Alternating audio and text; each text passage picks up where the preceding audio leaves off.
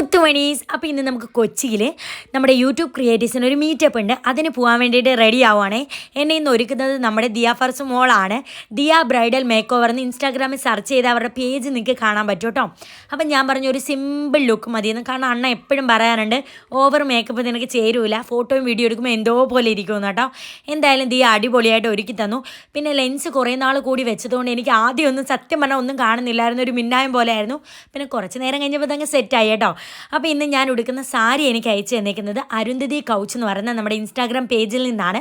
നമ്മൾ പറയുന്ന അടിപൊളി ഏത് ഡിസൈൻസ് ആയിക്കോട്ടെ അവർ കസ്റ്റമൈസ് ചെയ്ത് തരും. അപ്പോൾ എനിക്ക് ഒരുപാട് ഇഷ്ടമായി. ബ്ലൗസിലൊക്കെ നല്ല അടിപൊളി ഹാൻഡ് വർക്കാണ്. പിന്നെ എൻ്റെ ഫേവറേറ്റ് കളറിലൊന്നാണ് കേട്ടോ ഇത്. അപ്പോൾ വേഗം ഒരുങ്ങി തീരണമെന്ന് വിചാരിച്ചെങ്കിലും നടന്നില്ല. ഒരുക്കാൻ വന്നവരെയും എൻ്റെ ഈ വളവള അലപ്പ് കൊണ്ട് ഞാൻ ലേറ്റ് ആക്കിപ്പിച്ചു.